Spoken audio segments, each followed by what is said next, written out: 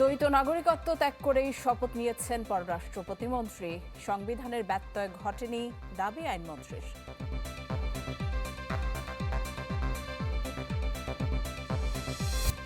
এক দশকেও সমাধান মেলেনি রোহিঙ্গা সংকটের। প্রত্যাবাসনের উপায় খুঁজতে পাশে থাকবে 16 কূটনীতিক মিশন।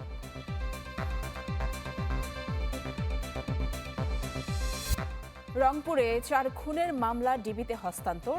কক্সবাজারে একরাম হত্যায় কারাগারে বদী এবং ব্রিগেডিয়ার মিফতাহ।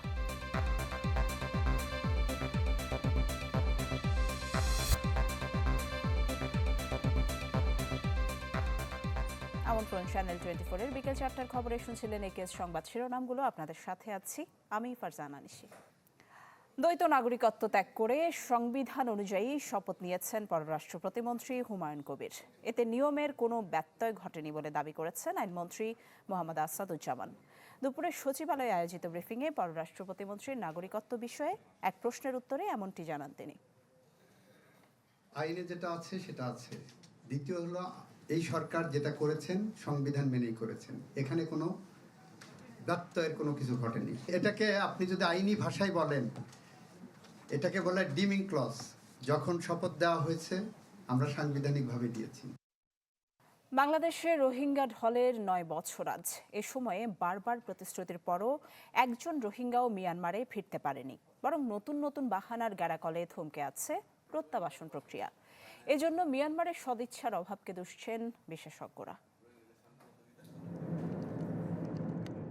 দেখতে দেখতে বাংলাদেশের শরণার্থী ক্যাম্পে 9 বছর পার করেছে প্রায় 12 লাখ রোহিঙ্গা।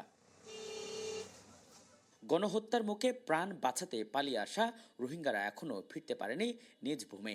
আপাতত নেই ফেরার কোনো আশাও, কেননা তাদের নাগরিকত্ব স্বীকৃতি নিয়ে বারবার নানা বাহানা হাজির করেছে মিয়ানমার। বাংলাদেশে আলাদা যে 9 বছর পর্যন্ত আলাদা তারা জায়গা দিয়ে গিয়া দিয়ে বেশা বেশি শুক্রিয়া ইতারা আর যাত্রা আমার তারা সাহায্য করছি তারা ভিডিও রাখি। আজ 9 বছর ইন্টারন্যাশনাল কমিউনিটি যে আছে ওয়াদা ডিল তারা যে কমিটমেন্ট গুজে হিন একখানো তারা ইমপ্লিমেন্ট ন করে। আর এখন অসলি রোহিঙ্গা বাসিন্দা আর এখন তার কারণে তো ফুটুটি আর এখন বাংলাদেশে তো যাই রই দেন। আইন শৃঙ্খলা বাহিনীর তথ্য বলছে 2021 সাল থেকে এখন পর্যন্ত ক্যাম্পে খুন হয়েছে 264 জন, অস্ত্র উদ্ধার হয়েছে 466টি, অপহরণের শিকার 935 জন। পুলিশের দাবি, মাদক, খুন, অপহরণ ও মানব পাচারের মতো অপরাধ নিয়ন্ত্রণ করছে রোহিঙ্গারা। এই যে একটা সামাজিক অস্থিরতা এবং আইনশৃঙ্খলা পরিস্থিতির অবনতি, বিপর্যস্ত অবস্থার মধ্যে আছে, এই যে মানবিক আশ্রয় দিয়ে আমরা নিজেরাই এখন অমানবিক পরিস্থিতির মধ্যে পড়ে গেছি।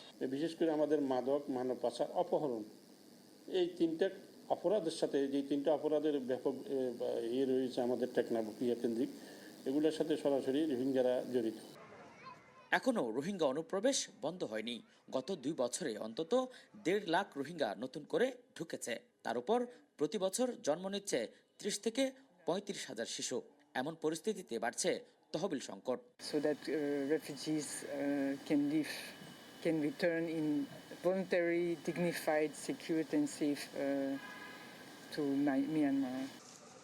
বিশেষজ্ঞরাও বলছেন, রোহিঙ্গা প্রত্যাবাসনে অনিশ্চয়তার পেছনে রয়েছে মিয়ানমারের সদিচ্ছার অভাব। তাই সামনেও তেমন আশা দেখছে না শরণার্থী কমিশন। মিয়ানমারের জায়গা থেকে এক ধরনের অসহযোগিতা এবং মিয়ানমারের জায়গা থেকে এক ধরনের সদিচ্ছার অভাব, আন্তরিকতার অভাবের কারণে মিয়ানমারে কোনো রোহিঙ্গা ফেরত যায় না। বাংলাদেশ চাইলেই যে প্রত্যাবাসন করতে পারবে বিষয়টা তো এরকম হলে তো বাংলাদেশ সফল হয়ে যেত।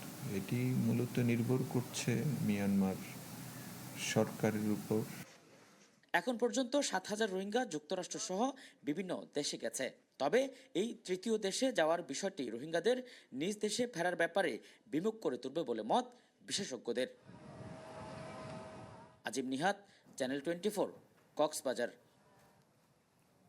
রোহিঙ্গা প্রত্যাবাসনের সম্ভাব্য পথ খুঁজতে বাংলাদেশের সঙ্গে কাজ করবে 16 কূটনৈতিক মিশন। যৌথ বিবৃতিতে জানানো হয়েছে, এই তথ্য বলা হয় মিয়ানমারের নিজ বাড়িতে ফিরে যাবার অধিকার রয়েছে রোহিঙ্গাদের, কিন্তু রাখাইন জুড়ে সংঘাত সংকটকে বাড়িয়ে তুলেছে।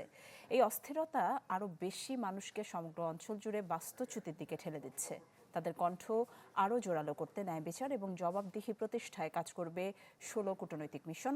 প্রায় 1 দশক ধরে রোহিঙ্গাদের উদারতা দেখানোয় বাংলাদেশের সরকার এবং জনগণের প্রতি কৃতজ্ঞতাও জানান তারা।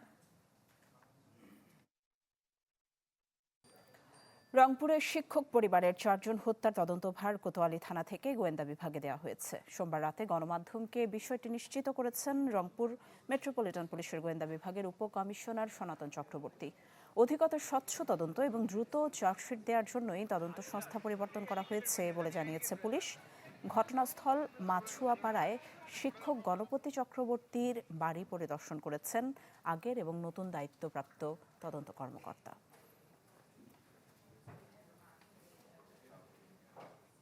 মাদক বিরোধী অভিযানের নামে কক্সবাজারের পৌর কাউন্সিলর একরামুল হক হত্যা মামলায় ব্রিগেডিয়ার জেনারেল মিফতাউদ্দিন আহমেদ এবং সাবেক এমপি আব্দুর রহমান বদিকে গ্রেফতার দেখিয়ে কারাগারে পাঠানোর নির্দেশ দিয়েছেন ট্রাইব্যুনাল। প্রসিকিউশনের আবেদনে আন্তর্জাতিক অপরাধ ট্রাইব্যুনাল 2 এই আদেশ দেন। এর আগে 26 জুলাই শেখ হাসিনা সহ 11 জনের বিরুদ্ধে আন্তর্জাতিক অপরাধ ট্রাইব্যুনালে আনুষ্ঠানিক অভিযোগ দাখিল করে প্রসিকিউশন।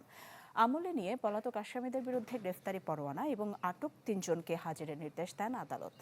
একরাম হত্যাকাণ্ডের সময় র্যাবের মহাপরিচালক ছিলেন বেনজির আহমেদ। যুক্তরাষ্ট্রের নিষেধাজ্ঞায় তার পাশাপাশি র্যাব 7-এর সাবেক অধিনায়ক মিফতাহ উদ্দিন আহমেদের নামও আসে। মাগুরায় শিশু আসিয়া ধর্ষণ হত্যায় 31 আগস্ট রায় ঘোষণা করবেন হাইকোর্ট। রাষ্ট্রপক্ষের আবেদনে ডেথ রেফারেন্স এবং আপিলের রায় পিছিয়ে নতুন এদিন ঠিক করেন বিচারপতি ভীষ্মদেব চক্রবর্তীর নেতৃত্বাধীন বেঞ্চ। গত বছর 5 মার্চ রাতে শিশু আসিয়া নির্মমতার শিকার হয় মাগুরা সদর উপজেলায়। রমজানের ছুটিতে শহরের নিজন্নান্দুরিয়া এলাকায় বোনের বাড়িতে বেড়াতে গেলে তার উপর চালানো হয় পাশবিক নির্যাতন। বোনের শ্বশুর হিটু শেখ তাকে হত্যার চেষ্টাও করেন।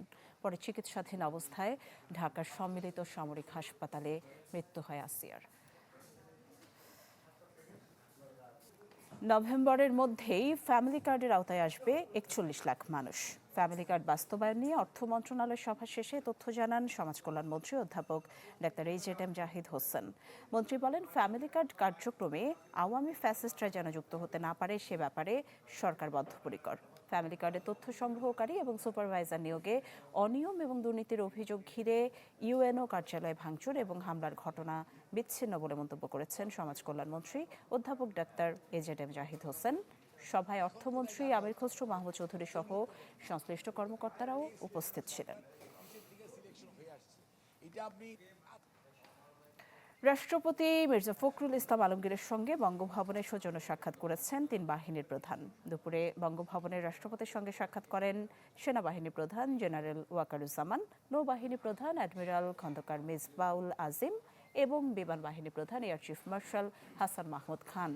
সাক্ষাৎকালে বাহিনী প্রধানরা রাষ্ট্রপতির দায়িত্ব গ্রহণ করায় মির্জা ফখরুলকে অভিনন্দন জানান। এ সময় তারা দায়িত্ব পালনে রাষ্ট্রপতির দিক নির্দেশনা ও সহযোগিতা কামনা করেন। শুধু শেখ হাসিনা নয়, ভারতে আশ্রিত যাদের নামে মামলা তাদের প্রত্যেককে ফেরত চায় বাংলাদেশ।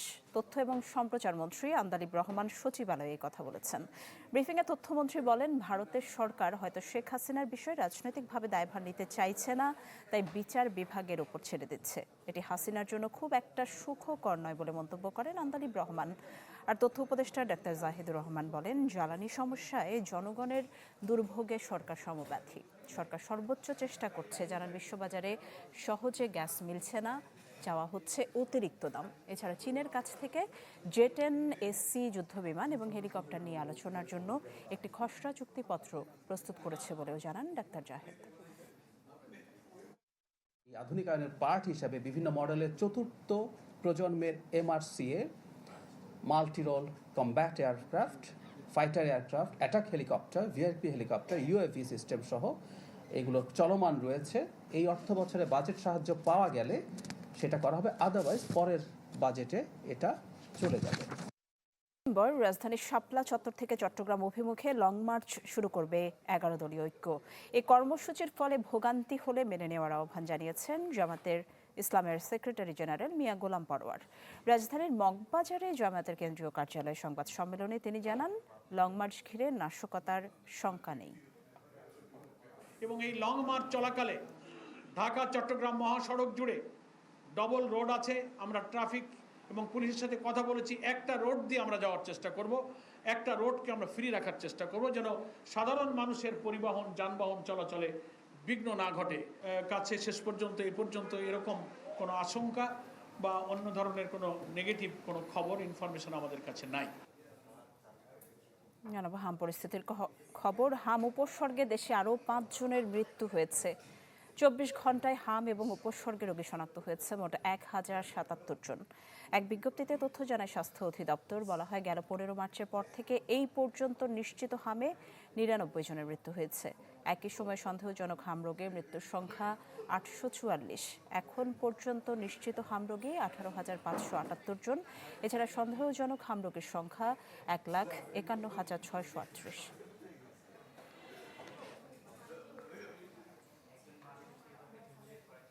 আন্তর্জাতিক প্রসঙ্গ, যুক্তরাষ্ট্র এবং ইরানের মধ্যে অকার্যকর প্রাথমিক শান্তি চুক্তি পুনরুজ্জীবিত করার আলোচনার উল্লেখযোগ্য অগ্রগতি হয়েছে, এমন দাবি করেছেন পাকিস্তানের স্বরাষ্ট্রমন্ত্রী মহসিন নাকভি। সামাজিক যোগাযোগ মাধ্যম এক্সে দেয়া পোস্টে তিনি জানান, ইরানের প্রেসিডেন্ট তাদের কাছে তেহরানের অবস্থান স্পষ্টভাবে তুলে ধরেছেন। এই বিষয়ে সোমবার দুই দেশের মধ্যে গঠনমূলক আলোচনা হয়েছে। তেহরানে ইরানের প্রেসিডেন্ট মাসুদ পেজেশকিয়ান সহ দেশটির শীর্ষ নেতৃত্বের সঙ্গে আলোচনা করেন পাকিস্তানের সেনাপ্রধান ফিল্ড মার্শাল আসিম মুনির এবং স্বরাষ্ট্রমন্ত্রী মহসিন নাকভি। এতে যুদ্ধের বিস্তার রোধ, দ্রুত সংঘাতের অবসান এবং হরমুজ প্রণালী ফের খুলে দেওয়ার বিষয়টি প্রাধান্য পায়।